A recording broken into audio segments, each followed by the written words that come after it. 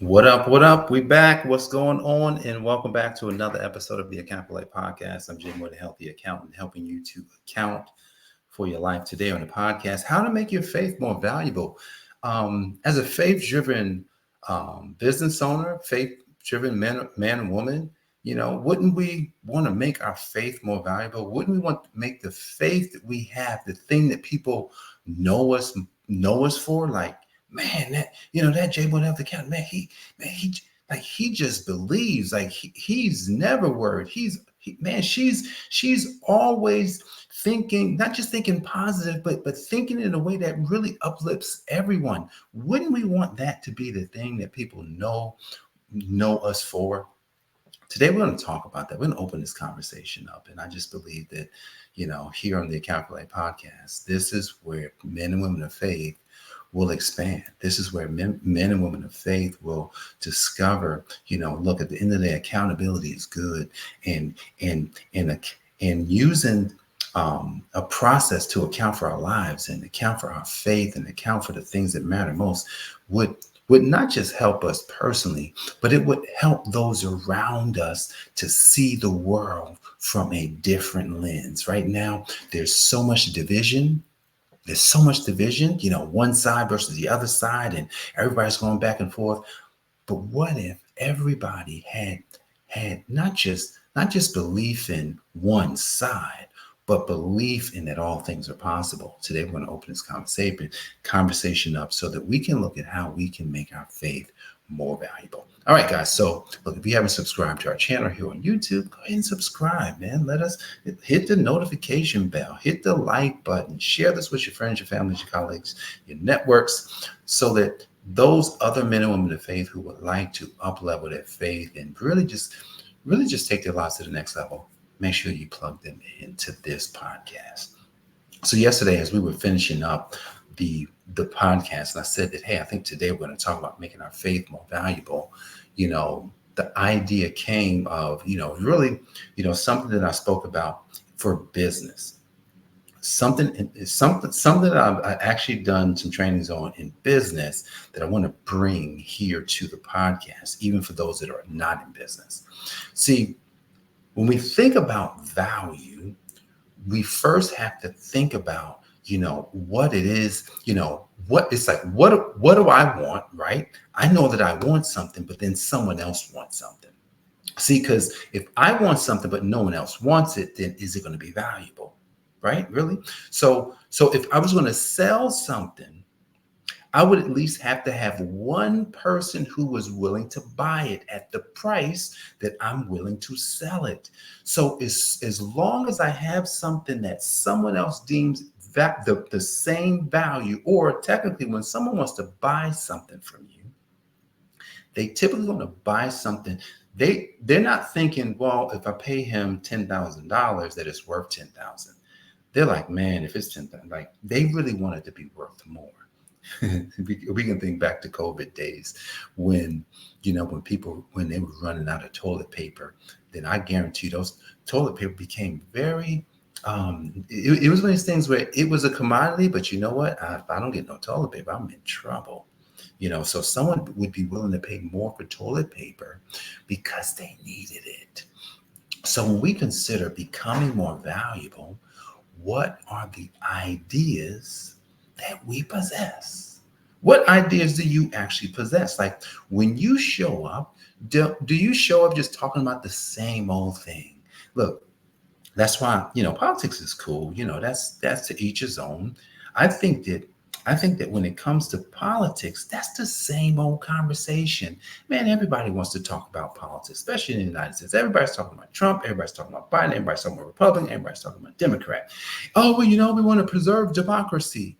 Well, I think we might be late to the party.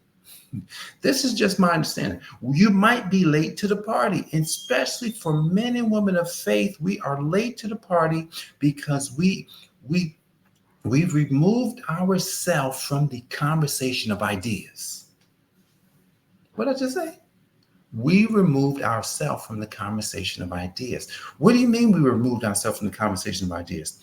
We thought, and many well-intending Christians just figured, hey man, let's leave certain things to them, and then we'll handle this Jesus coming back thing.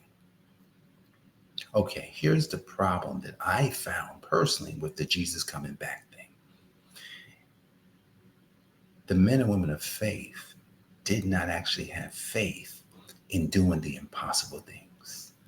None. And the men and women of faith just was like, well, Jesus coming back, so there's no sense in doing any of that. There's no sense in having money. There's no sense in being rich. There's no sense in blah, blah, blah, blah, blah, blah, blah. And what has happened is that men and women of faith we lost an opportunity that was huge. We had an opportunity to really be involved if we had the ideas. Hey, you can just look at a church.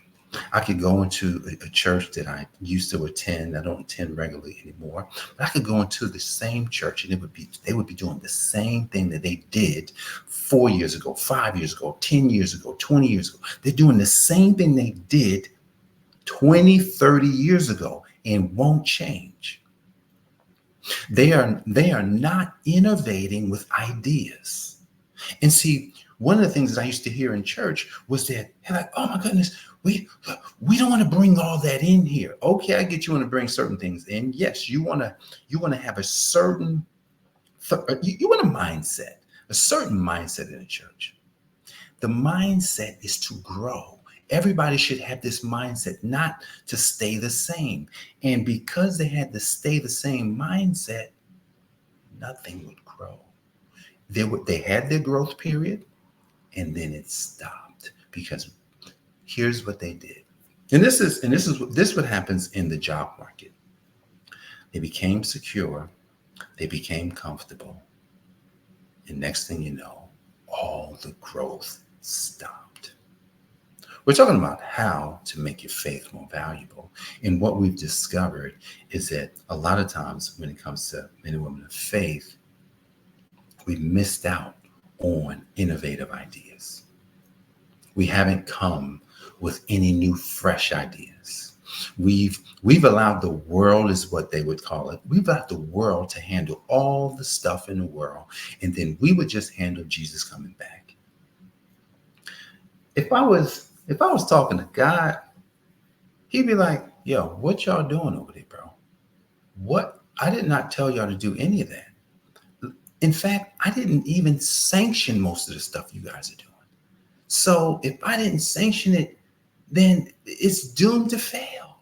It's doomed to break. It's doomed to crumble. Here's how I know that I'm not just talking gibberish. Back when coronavirus, COVID, whatever you want to call it, came into the world, they shut down churches, man.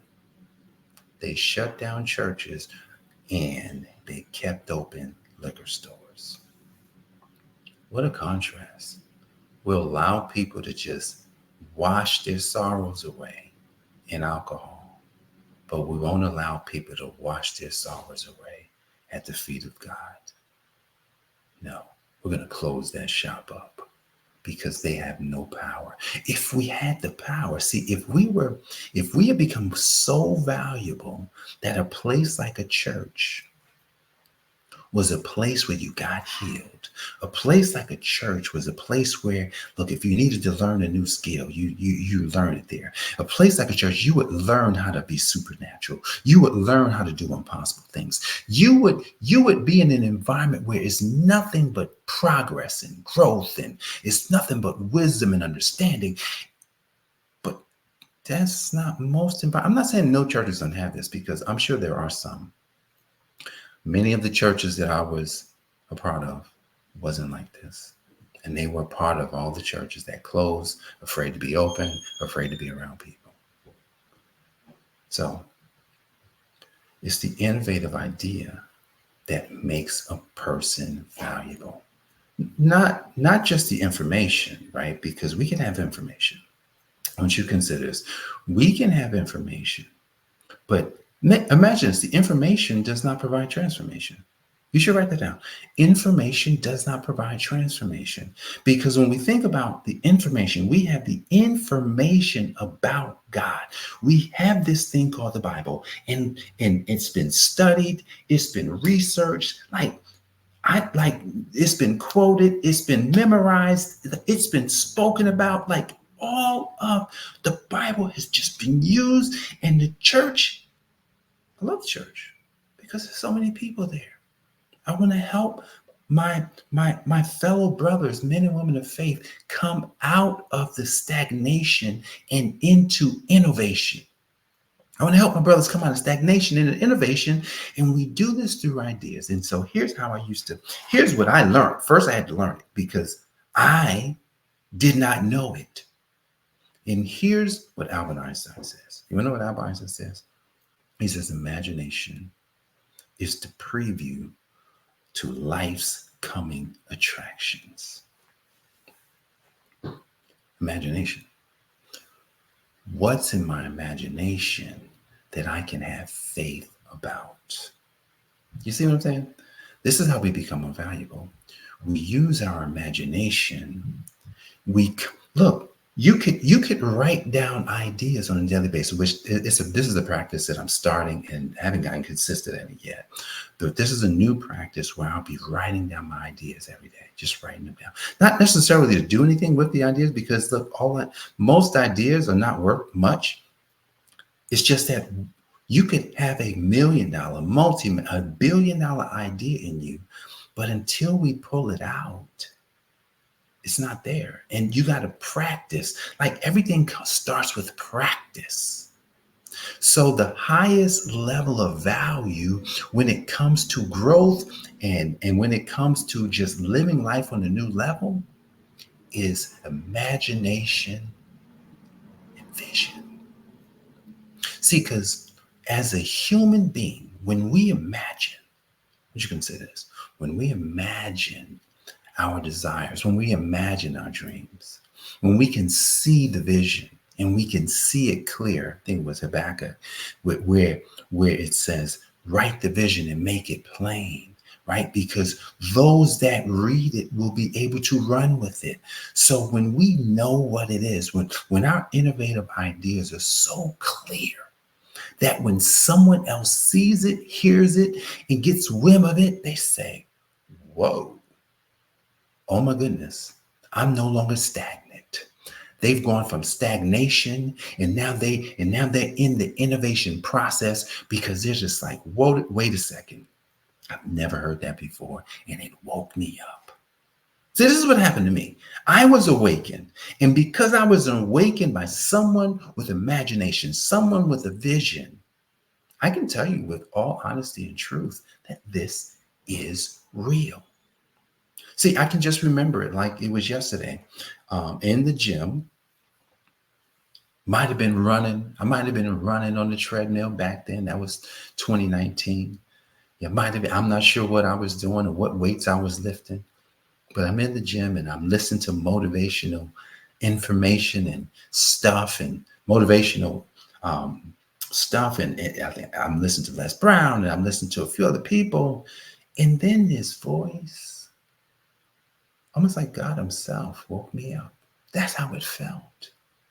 See, when God sends another person, God sends himself, but he sends himself through another person. And then everybody's not going to wake you up. This one person woke me up. Dr. Miles Monroe, his voice woke me up. It wasn't just the information, right? Because the information doesn't always lead to transformation. What it was his voice.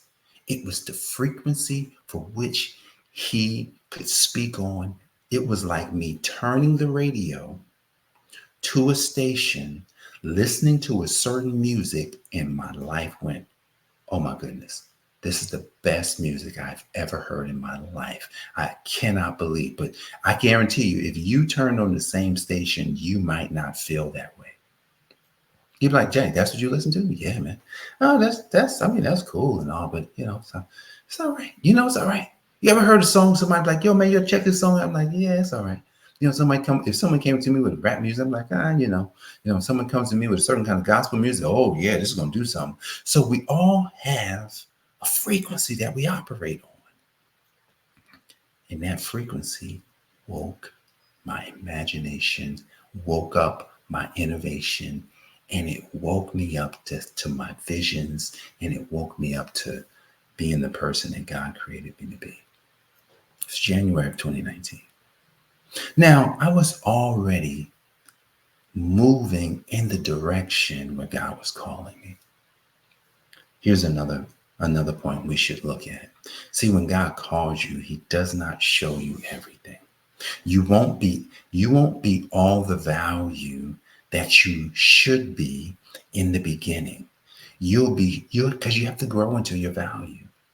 It's kind of like if you had a gift but you never used it, then what happens is you got to actually learn how to use the gift, and you got to learn how to make the gift work in a way that when other people get wind of the gift, at least the right people get wind of your gift, it automatically resonates with them. So Dr. Miles had honed his gift so much that by the time it got into me, it woke me up. See, I used to be like, man, I wish I would have heard of Dr. Miles in the 90s. It wouldn't have woke me up in the 90s. Man, I wish I would have heard Dr. Miles in the early 2000s. It wouldn't have woke me up in the early 2000s. Man, I wish I would have heard of Dr. Miles, man, in the early 2010s. It wouldn't have woke me up in those years. See, sometimes when you ask why, you say to yourself, well, why has this happened? Why did this happen? But a lot of times we ask the wrong question. Why did it happen? Wait a second. Let's step back and ask a new question, a different question. What is this for? What is this for? See, a lot of times when we look at hardships and problems, the thing that is the biggest problem in your life is the biggest opportunity in your life. I'm going to say that again for the people in the back. The thing that is the biggest problem in your life is the biggest opportunity in your life. What if you solved your problem? Here's another question. That was another question too. How many people do you think have the same problem you have right now? If you do you think 1 million people have the same problem you have? Yeah. I guarantee you there's millions of people that have the same problem you have. So the difference between the old man or woman of faith who doesn't quite understand their value is the fact that they don't understand problems. I'm not smart. I didn't come up with this. Here's why I'm telling you this, because it's like I had to learn from somebody else. Oh, Jay, well, I read the Bible. Yes, I read the Bible. And I've read the Bible a lot.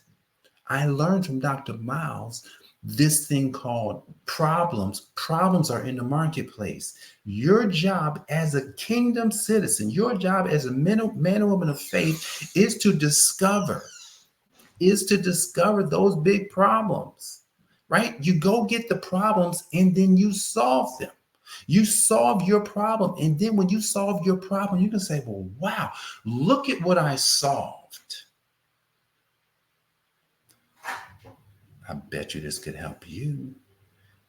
Hey guys, I solved the faith, the faith believing and being religious so many years. I solved this problem where I now can print money anytime I feel like it. I bet you somebody else needs that problem solved. All right. So we want to make our faith more valuable. What do we have to do? Well, we got to put ourselves in an environment where we use innovation to come up with new ideas. We use our imagination, our vision to change, not just someone else's life, we change our life, right? We do that. What else, right? Then it's like, oh, okay. what's the problem? What's the problem that I have in my life? This is how we're going to make ourselves more valuable. I'm going to take the biggest problem that I have in my life and I'm going to solve it for myself. And as I solve this problem for myself, once I solve it for myself, I'm going to then see if there's other people with the same problem. And then I say, well, how you want to solve this problem? How bad you want to solve it? I can help you solve it with this offer, with this amount of money that you pay me. I'm like, sure, I'll pay that. Because if you already have the solution and you find the right people who are willing to pay you for it, you just became more valuable. And what you did is you used your faith. You used your faith because you understood the power of expectation, the power of knowing, the power of belief. And you took those things to say, you know what? I know that I'm going to solve my problem. And I know because I'm connected to the Most High is working with me so that I can solve it. And then we solve it on a big level. And then we help other people. This is how you make your faith more valuable in the marketplace, solve more problems, and then you can help other people solve their problems. Guys, I hope you got value from today's program. My name is Jim, the Healthy Accountant, helping you to account for your life. Make sure you subscribe to our channel and like this post so that YouTube and all the other people and all the algorithms will say, oh, okay, great. Download it if you're watching it on iTunes, Google, Spotify. Let somebody else know, especially men and women of faith, about today's episode. How to make your faith valuable is by you really coming up with ideas to solve your own problem, to then help someone else solve their problem, solve the same problem that you had. Guys, I appreciate you. I love you. And I will see you back here on the next episode. Peace. This has been the Account for Your Life podcast with your host, the healthy accountant himself, Jay Moore. Until next time, make it a great day.